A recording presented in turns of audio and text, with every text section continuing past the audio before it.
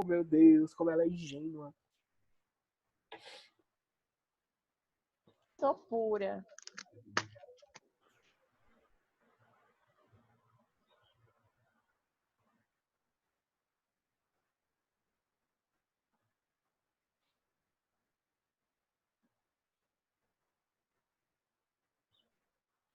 Pronto, vamos finalizar hoje, né? A gente parou aqui.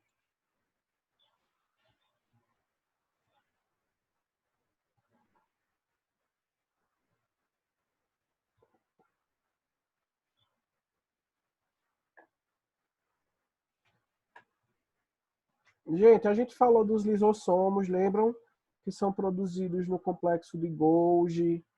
Falamos um pouco das doenças degenerativas, né? Que são doenças lisossômicas, onde essas células elas começam a ser degradadas pelo próprio lisossomo. Tudo isso a gente falou, lembram? E aí, para terminar o conteúdo de organelas, temos aqui os peroxissomos, que também são estruturas membranosas que contêm um tipo específico de enzima digestiva, tá? É como se o peroxissomo fosse um lisossomo mais específico, certo? Ele é bem semelhante aos lisossomos comuns, são bastante confundidos, porém o que vai diferenciar o peroxissomo do lisossomo é justamente o tipo de enzima que essas estruturas elas possuem. Então, no caso, o peroxissomo, ele vai ter uma enzima que faz a degradação de gorduras, certo? Aminoácidos e também ele vai ter uma enzima chamada de catalase, tá certo? O que é que a catalase faz? Gente, em alguns momentos do nosso metabolismo, a gente vai produzir uma estrutura, uma substância chamada de peróxido de hidrogênio, tá? Que é popularmente conhecida por água oxigenada. E o que a catalase faz? A água oxigenada, o peróxido de hidrogênio, ele é extremamente tóxico para a gente, tá certo? Então, ó, a água oxigenada ela vai se formar a partir da degradação de gorduras e aminoácidos no nosso organismo. Nós temos o metabolismo de gordura, nós temos o metabolismo de aminoácidos, tá? E quando esse metabolismo acontece, vocês sabem que todo metabolismo ele é uma reação química, tá? E toda reação química, presta bem atenção nisso aqui, que isso aqui vai ser conteúdo da próxima unidade. Toda reação química eu vou ter, ó, estruturas, tá vendo? Essa setinha aqui indica que está acontecendo uma reação e esses outros componentes aqui indicam um tipo de composto que eu vou falar a vocês. Então, toda reação química ela vai ter o que eu chamo de reagente, certo? Eu acho que eu já tinha até falado isso a vocês em algum momento. Então, eu vou ter os reagentes, certo? E vou formar produtos, tá? Então, nas reações de degradação de gorduras e aminoácidos, acaba que nessas reações químicas formam-se essa estrutura, formam essa estrutura que eu vou mostrar aqui a vocês, ó, que é a estrutura denominada como peróxido de hidrogênio, ó, que é o H2O2, que é a água oxigenada. E aí essa água oxigenada em grandes quantidades, ela não é boa para a célula. E aí o que é que acontece?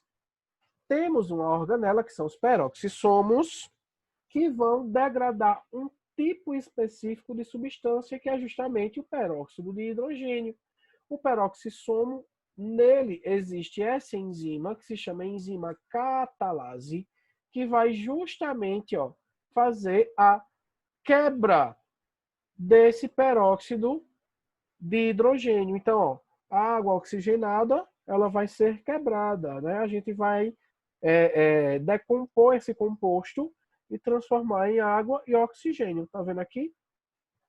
E aí a gente não tem mais aquela substância que poderia nos causar algum tipo de malefício.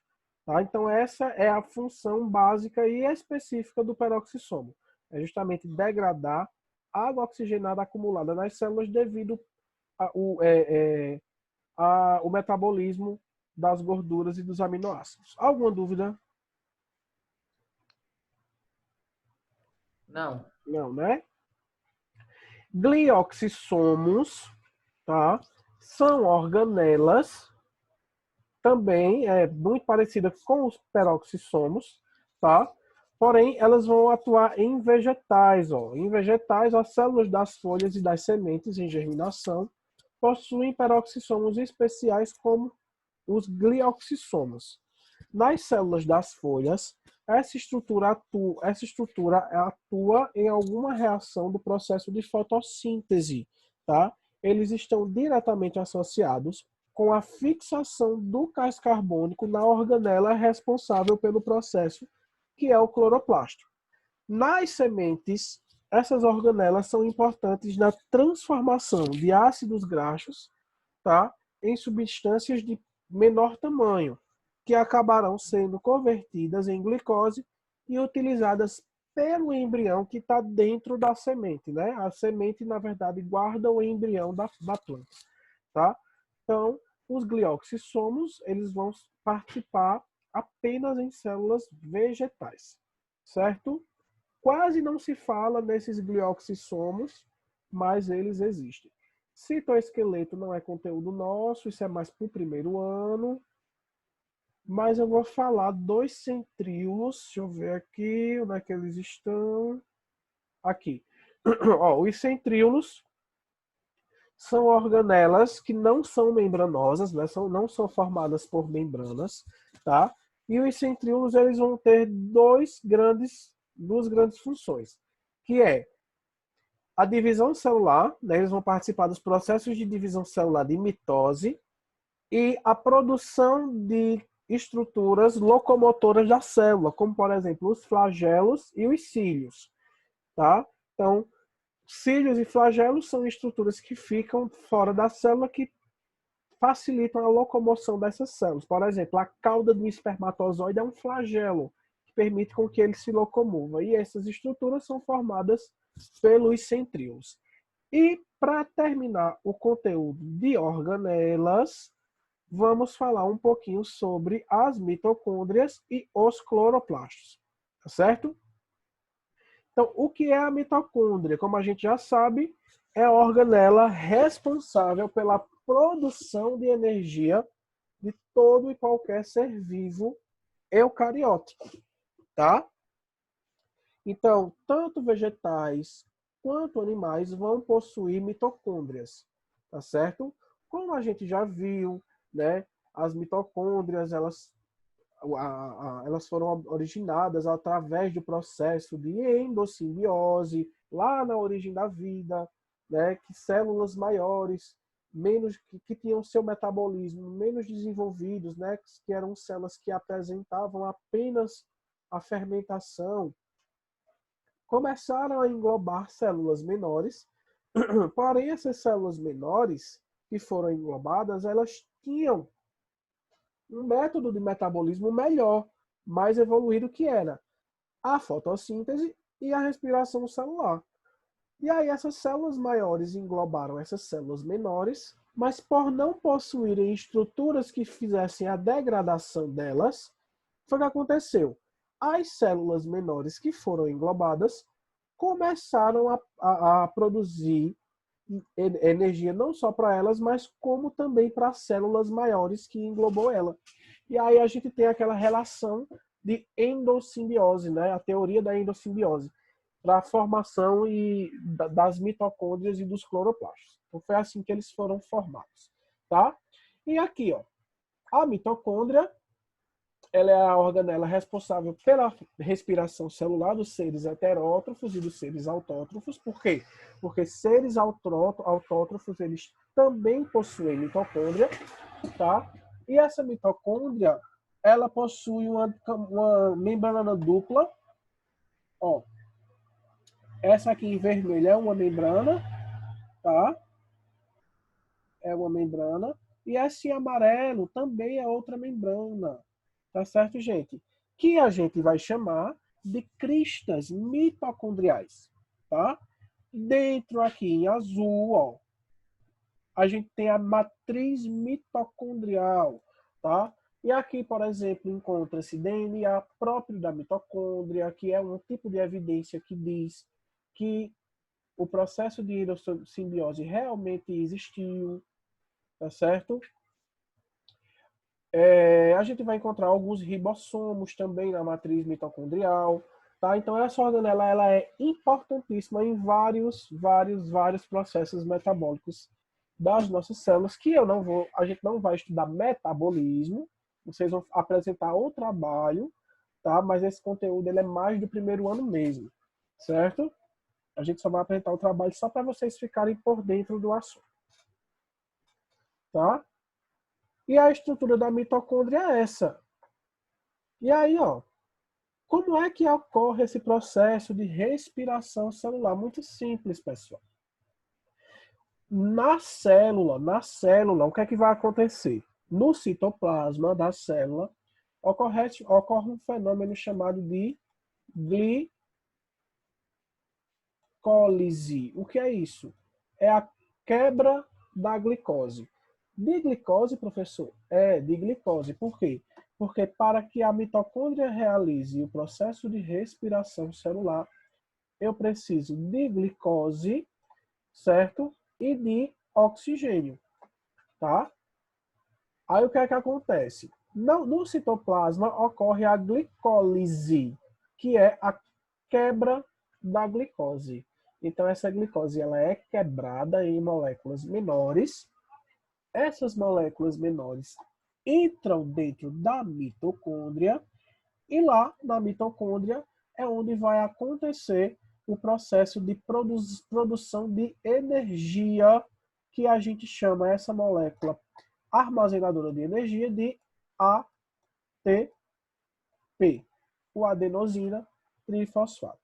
Nesse mesmo composto, nessa mesma reação química, a gente vai ter também a produção de gás carbônico.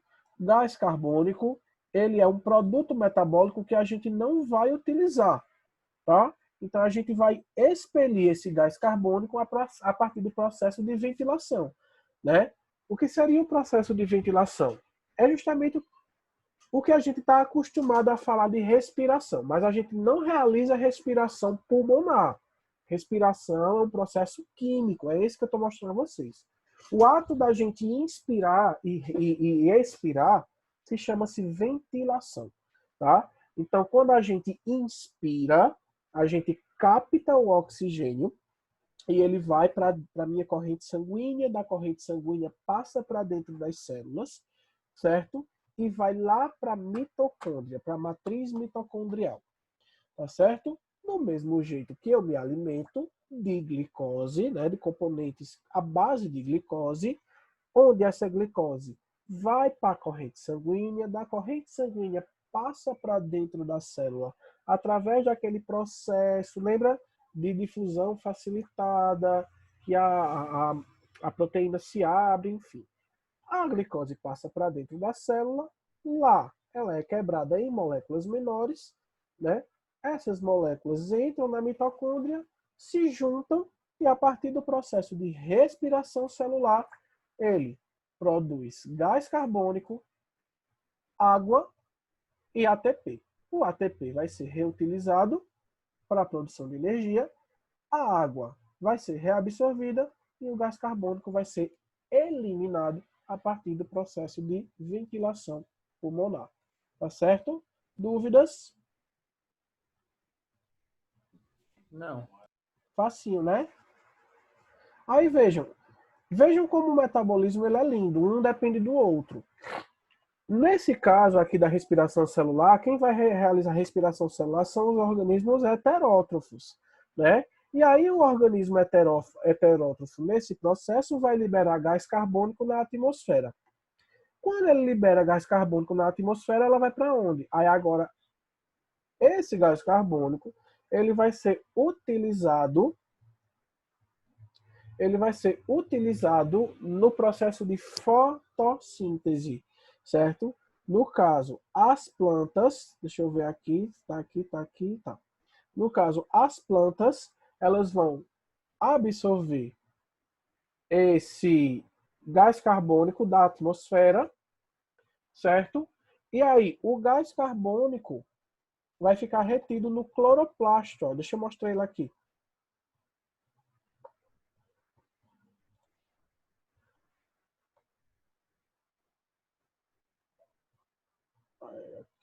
Aqui. Ai, aqui, achei.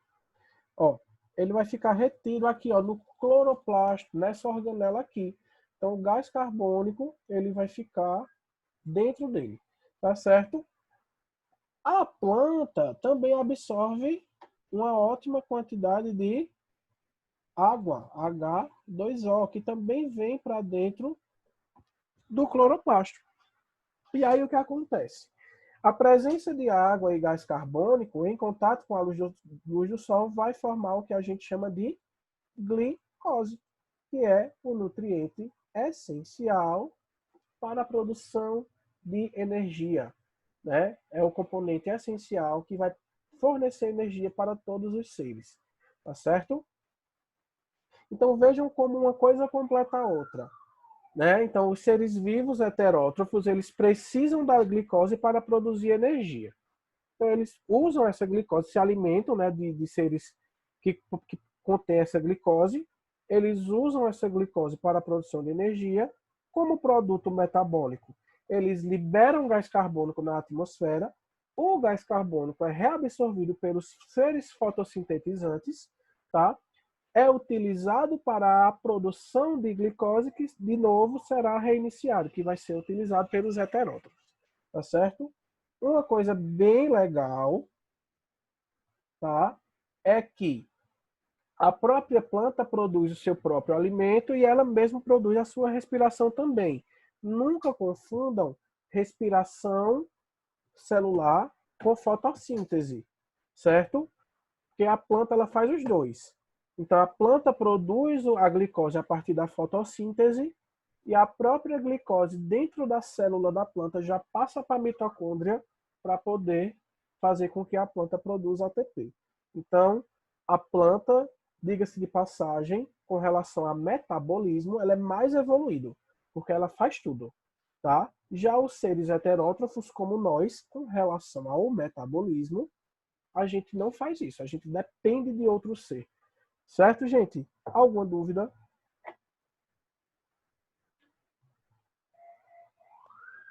Não. Tem certeza?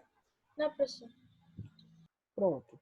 Então, a gente finaliza aqui o conteúdo sobre organelas. Certo? Certo. Deixa eu ver como é que eu vou fazer agora.